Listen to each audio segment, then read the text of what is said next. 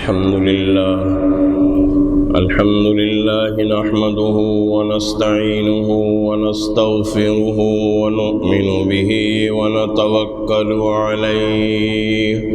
ونعوذ بالله من شرور أنفسنا ومن سيئات أعمالنا من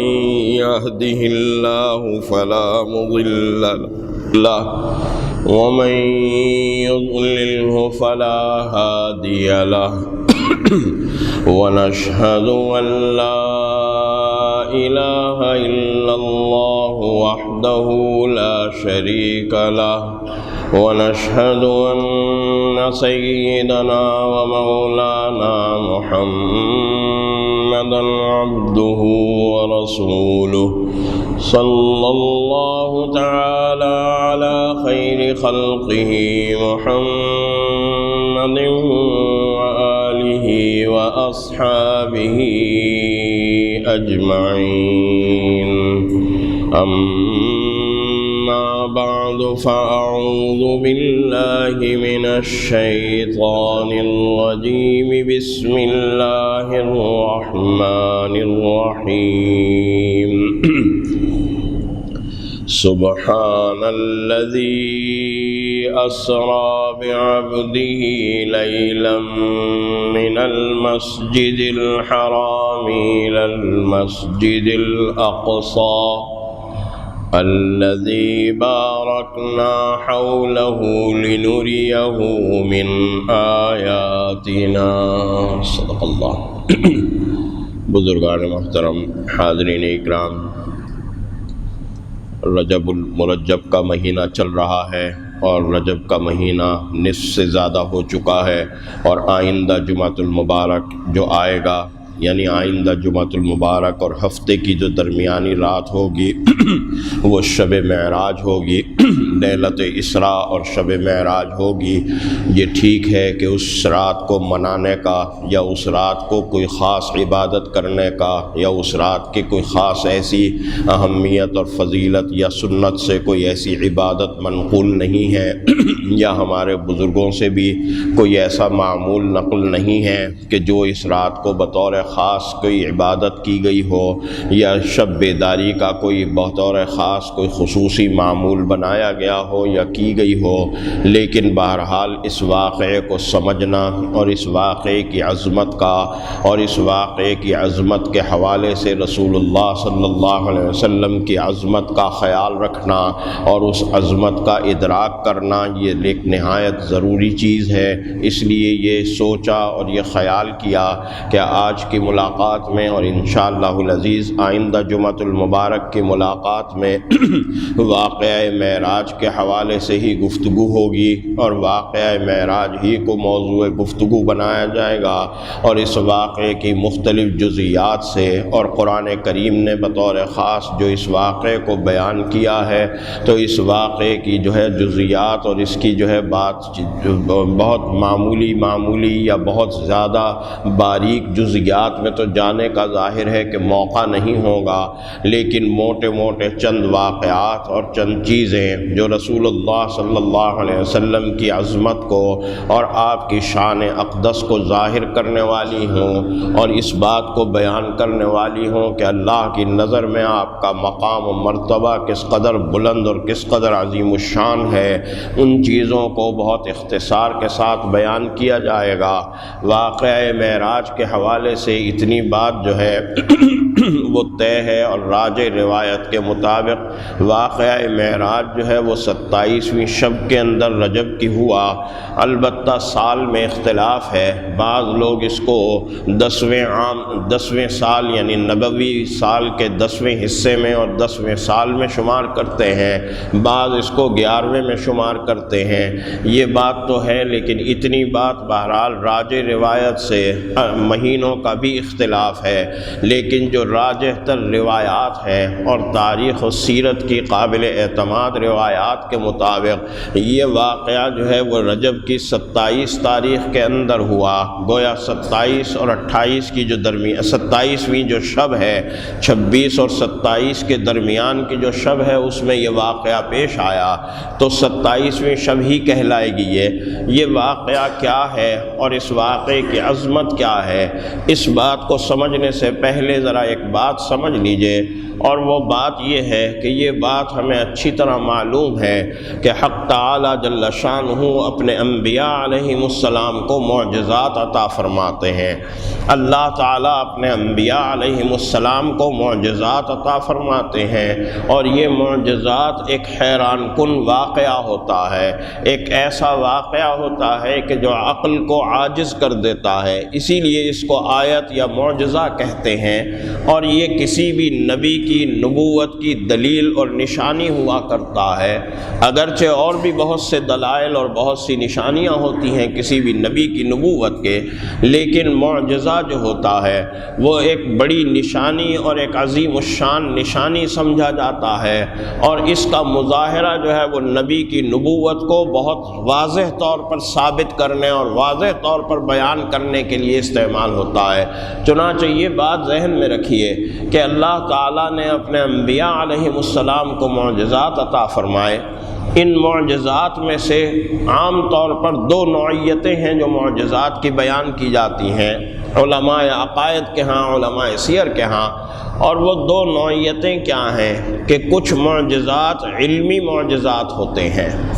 کچھ معجزات علمی معجزات ہوتے ہیں، اور کچھ معجزات حسی معجزات ہوتے ہیں۔ کچھ معجزات علمی معجزات ہوتے ہیں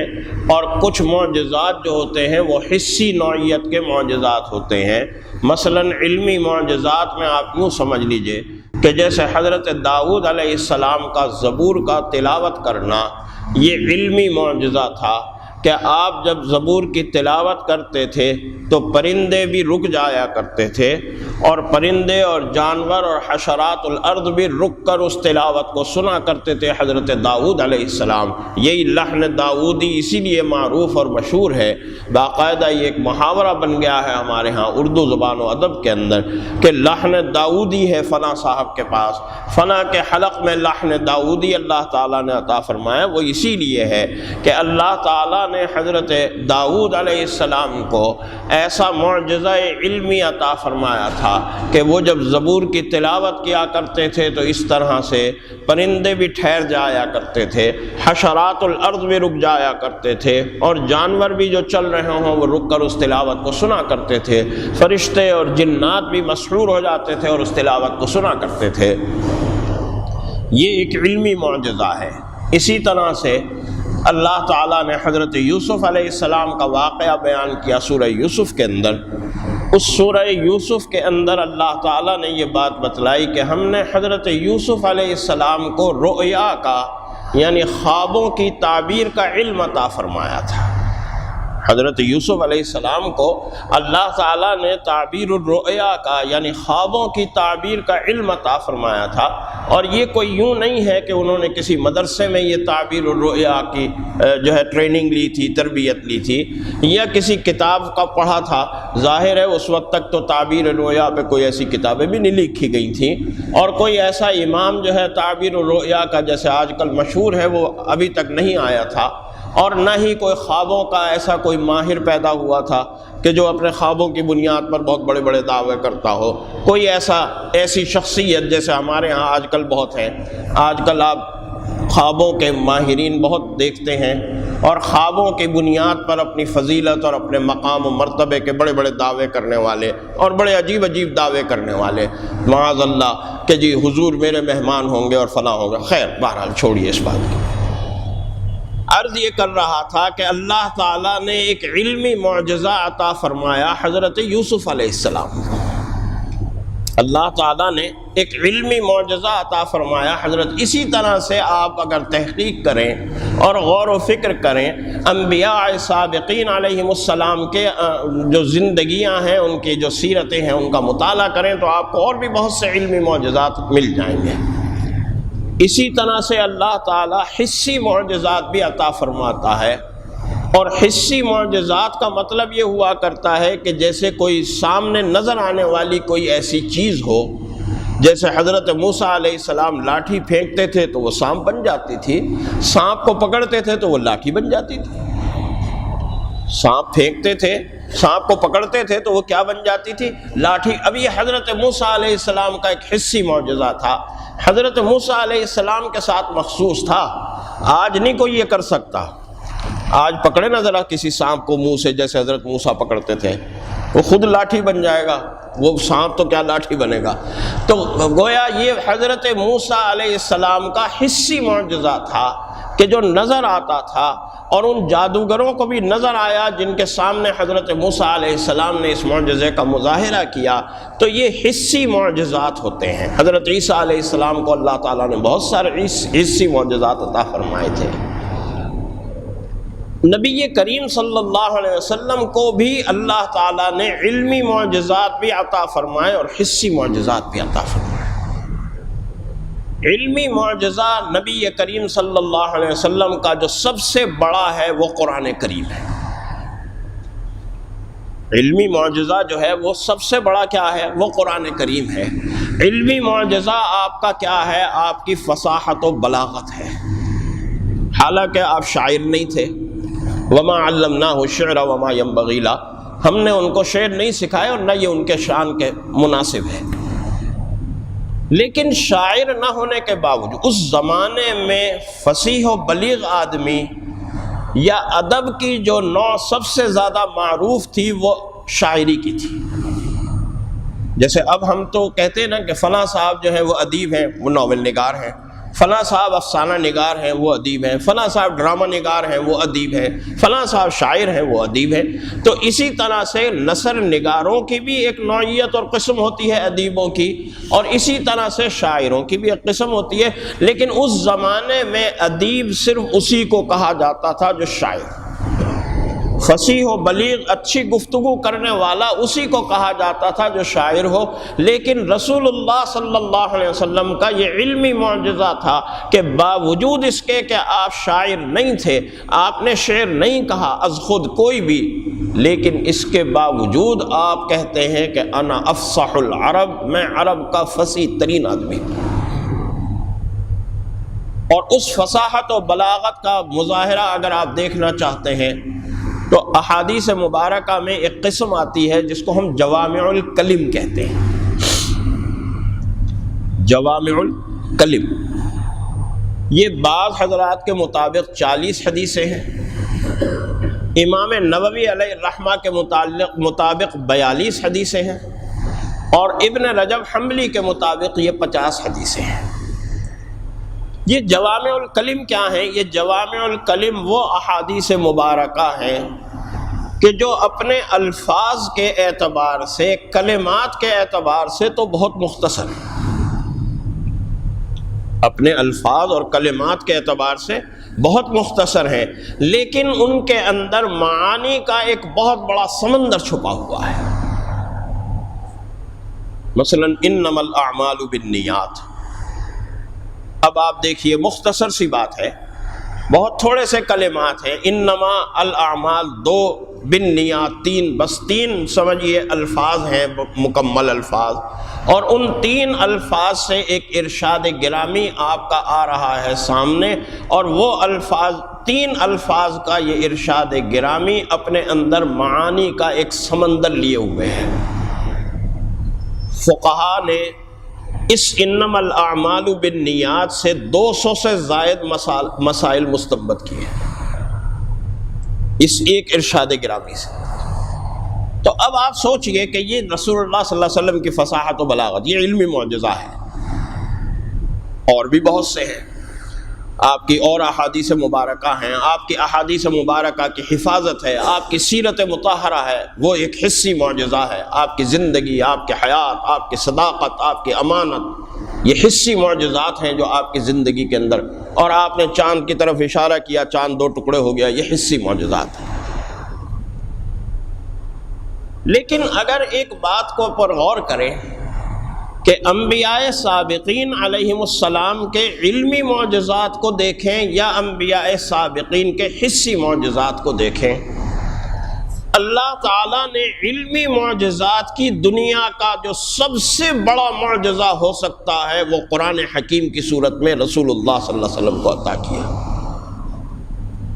آپ علمی معجزات کا اگر موازنہ شروع کر دیں انبیاء سابقین کے معجزات سے، علمی معجزات سے، تو آپ اس نتیجے کے اوپر پہنچیں گے کہ اس سے بڑا علمی معجزہ حضرت آدم علیہ السلام سے لے کر نبی کریم صلی اللہ علیہ وسلم تک اللہ تعالیٰ نے کسی اور نبی کو نہیں دیا۔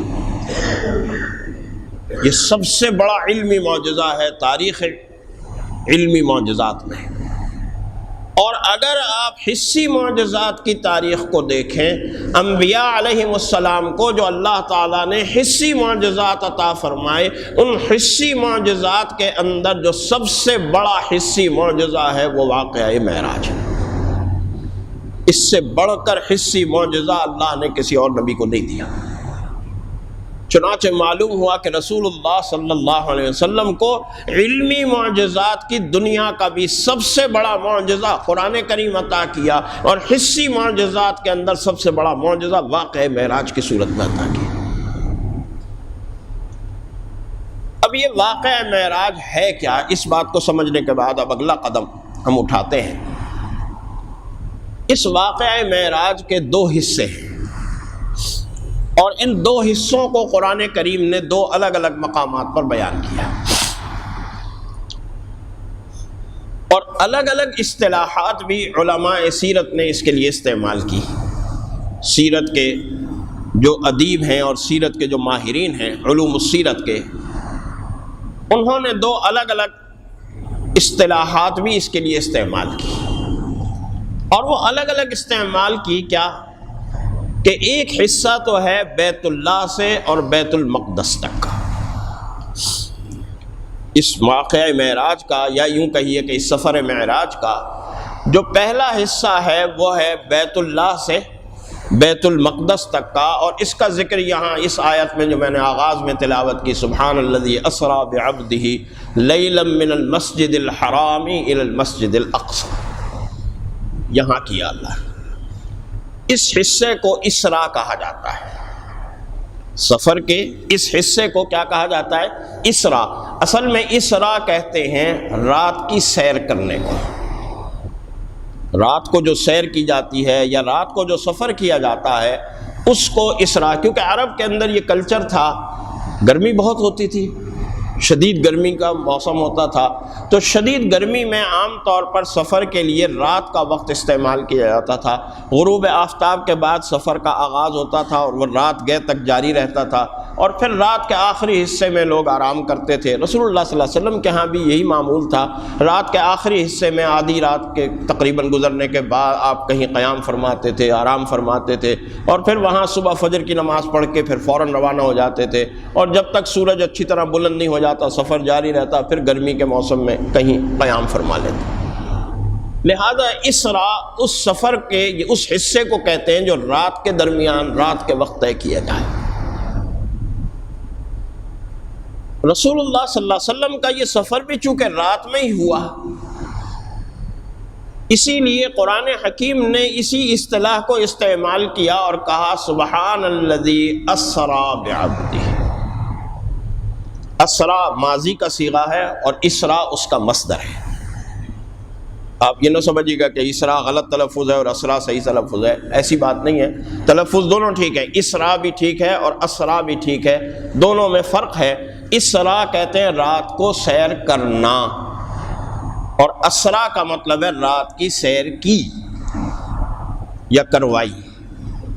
یہاں اللہ تعالیٰ اس واقعے کو بیان کرتا ہے تو پہلے اپنی عظمت، اپنی تسبیح، اپنی تقدیس کو بیان کرتا ہے کہ سبحان الذی اسریٰ بعبدہ، سبحان ہے، پاک ہے وہ ذات، عظیم ہے وہ ذات، ہر عیب سے پاک ہے وہ ذات کہ جس نے اپنے بندے کو رات کے وقت سیر کروائی۔ اب ذرا سوچئے تھوڑا سا کہ اگر یہ ایک عام خواب ہوتا، اگر یہ ایک عام سا خواب ہوتا کہ بھئی آپ نے خواب میں دیکھ لیا. اگر آپ خواب دیکھیں رات کو, صبح کو اٹھ کے کہیں گے صاحب میں آج رات خواب میں امریکہ کی سیر کرتا رہا, آج رات میں نے خواب میں عمرہ کیا, تو صبح کو اٹھ کے اگر آپ یہ خواب بیان کریں کسی کے سامنے تو یہ کہے گا پاگل ہو, رات رات میں عمرہ کر کے کیسے آ گئے؟ یہ ہو ہی نہیں سکتا, ممکن ہی نہیں ہے. تو بہت ٹائم لگتا ہے, یہاں سے پہلے ایئرپورٹ پہنچو, 3 گھنٹے جہاز کا انتظار کرو, پھر 5 گھنٹے کی فلائٹ ہے جدہ کی, پھر جدہ سے آدمی مکہ پہنچے, مکہ پہنچ کے پھر عمرہ کرے, عمرہ کرنے میں 2 گھنٹے لگتے ہیں. تم کیسے 4-5 گھنٹے کے اندر اندر عمرہ کر کے واپس بھی آ گئے؟ کوئی نہیں کہے گا.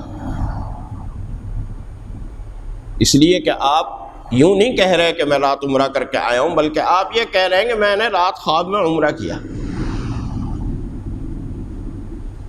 نہ ہی اس سے کوئی بہت بڑی عظمت آپ کی ثابت ہوگی کہ اگر آپ نے رات کو خواب میں عمرہ کر لیا تو صبح کو اٹھ کے آپ یہ دعویٰ کرنا شروع کر دیں گے صاحب میں تو ولی کامل ہو گیا ہوں, آ جاؤ سب میری بیعت کرو, میرے مرید ہو جاؤ سارے کے سارے. ٹھیک ہے, بہت اچھا خواب ہے, بلا شبہ بہت اچھا خواب ہے. اللہ تعالیٰ ہم کو دکھلائے خواب بھی دکھلائے, حقیقت میں بھی عمرہ کروائے, بلا شبہ بہت اچھا خواب ہے. لیکن اس خواب کی بنیاد پر آپ کوئی بہت بڑی ولایت کا دعویٰ یا بہت بڑے اپنے متقی ہونے کا دعویٰ نہیں کر سکتے کہ دیکھو میں کتنا نیک ہوں, خواب میں بھی عمرہ ہی کرتا ہوں. ظاہر ہے خواب خواب ہوتا ہے, لیکن یہاں جب اللہ تعالیٰ رسول اللہ صلی اللہ علیہ وسلم کی اس رات کی سیر کو کہ جو بیت اللہ سے بیت المقدس کی طرف ہو رہی ہے بیان کرتے ہوئے یوں سادہ الفاظ میں نہیں کہہ رہا کہ اللہ الذی اسری بعبدہ لیلا من المسجد الحرام, بلکہ اللہ تعالیٰ پہلے کیا کہہ رہا ہے, اپنی تسبیح, اپنی تقدیس, اپنی عظمت کو بیان کر رہا ہے کہ پاک ہے وہ ذات, عظیم ہے وہ ذات, مقدس ہے وہ ذات کہ جس نے اپنے بندے کو سیر کروائی. اس لیے کہ یہ سیر خواب کی سیر نہیں تھی, یہ سیر کوئی روحانی قسم کی سیر نہیں تھی, بلکہ یہ سیر عالم بیداری کی اور جاگتے کی حالت کی سیر تھی, روح اور بدن دونوں کے ساتھ تھی. اور ایک معجزہ تھا, ایک حیران کن بات تھی, اور اسی وجہ سے اہل مکہ بھی حیران ہوئے جب صبح کو آپ نے یہ دعویٰ کیا تو اہل مکہ نے مذاق اڑایا, تمسخر کیا. اور اسی تمسخر کے انداز میں حضرت ابوبکر صدیق سے, آپ کو یاد ہوگا جب صدیق اکبر پہ بات چل رہی تھی تو میں نے یہ واقعہ نقل کیا تھا کہ اسی طرح تمسخر کے انداز میں ابوبکر صدیق سے کہا تمہارے صاحب آج پتہ ہے کیا کہہ رہے ہیں؟ وہ کہہ رہے ہیں میں رات رات میں آسمان دنیا کی اور بیت المقدس کی سیر کر کے آیا. یہ تمسخر اور یہ مذاق کیوں اڑایا؟ اس لیے کہ رسول اللہ صلی اللہ علیہ وسلم نے یہ دعویٰ نہیں کیا تھا کہ میں نے رات خواب میں بیت المقدس کو دیکھا, میں نے رات خواب میں آسمان دنیا کی سیر کی, بلکہ رسول اللہ صلی اللہ علیہ وسلم کا دعویٰ یہ تھا کہ میں حالت بیداری کے اندر جاگتے ہوئے اپنے اس جسم اور روح کے ساتھ عالم بالا کی بھی سیر کر کے آیا ہوں اور بیت المقدس کی بھی. اور یہی وجہ ہے کہ انہوں نے پوچھا اچھا بتاؤ بیت المقدس کا صحن کتنا بڑا ہے, ہال کتنا بڑا ہے, اس میں ستون کتنے ہیں, اس میں کیا ہے؟ اگر آپ خواب بیان کریں, آپ کہیں رات میں خواب میں مسجد نبوی ہو کر آیا ہوں, تو کیا کوئی آپ سے پوچھے گا اچھا بتاؤ مسجد نبوی کا صحن کتنا بڑا ہے, چھتریاں کتنی لگی ہوئی ہیں, ستون کتنے ہیں؟ آپ کبھی نہیں پوچھیں گے, آپ کہیں گے جی ماشاءاللہ بہت اچھی بات, کیونکہ یہ دعویٰ خواب کا تھا ہی نہیں, یہ دعویٰ خواب کے متعلق نہیں تھا, یہ دعویٰ خواب کے ساتھ تعلق نہیں رکھتا کہ خواب میں رسول اللہ صلی اللہ علیہ وسلم نے یہ دیکھا, بلکہ یہ دعویٰ تو رسول اللہ صلی اللہ علیہ وسلم کی جانب سے اس بات کا تھا کہ میں عالم بیداری کے اندر جاگتے ہوئے اپنے پورے جسم اور روح کے ساتھ عالم بالا کی بھی سیر کر کے آیا ہوں, بیت المقدس کی بھی سیر کر کے آیا. تو سیر کا ایک حصہ تو گویا یہ ہوا کہ جس میں رسول اللہ صلی اللہ علیہ وسلم بیت اللہ سے اور بیت المقدس تک آئے, اور اس سیر کو اللہ تعالیٰ نے اسرا بعبدہ, عبد کا بھی یہی مطلب ہے. عبد کسے کہتے ہیں؟ اللہ کا بندہ. عبد کسے کہتے ہیں؟ اللہ کا بندہ. اللہ کا بندہ خالی جسم ہوتا ہے یا خالی روح ہوتی ہے؟ اللہ کا بندہ ہم صرف روح کو کہتے ہیں یا اللہ کا بندہ ہم صرف جسم کو کہتے ہیں؟ ظاہر ہے اللہ کا بندہ جسم اور روح دونوں سے مل کر بنتا ہے نا؟ اللہ کا بندہ جسم اور روح دونوں سے مل کر بنتا ہے۔ بندہ ہم اسی کو کہتے ہیں جس کی جسم اور روح دونوں چیزیں موجود ہوں۔ جس کی روح نکل جائے اسے جا کے دفن کر جاتے ہیں، ہے نا؟ اس کا مطلب ہے کہ جسم اور روح دونوں چیزیں موجود ہوں تو وہ اللہ کا بندہ ہے، وہ اس قابل ہے ہمارے درمیان رہے، اٹھے بیٹھے، نماز پڑھے۔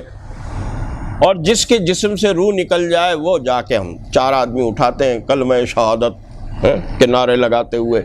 اسے جا کے دفن کر جاتے ہیں۔ خیر میں یہ بعد میں کسی وقت عرض کروں گا یہ کلمہ شہادت کا نعرہ لگانا چاہیے یا نہیں لگانا چاہیے، ہے تو یہی نا حقیقت۔ تو جب اللہ تعالیٰ یہ کہہ رہا ہے بعبدہ، اپنے بندے کو، تو اس کا مطلب ہے کہ اس بندے کی روح بھی شامل تھی، اس بندے کا جسم اور جسد بھی شامل تھا، اور وہ عالم بیداری کے اندر یہ سیر کر کے آیا۔ یہ سیر کا پہلا حصہ تھا کہ بیت المقدس آپ پہنچے اور وہاں آپ نے نماز پڑھائی، تمام انبیاء علیہم السلام نے آپ کی اقتداء میں نماز پڑھی۔ اس کے بعد دوسرا حصہ شروع ہوتا ہے، اور وہ دوسرا حصہ ہے آسمان دنیا کی سیر کا۔ جو دوسرا حصہ ہے وہ ہے آسمان دنیا، بیت المقدس سے آسمان دنیا کی سیر، اور یہاں لا کر ایک سیڑھی لگائی گئی،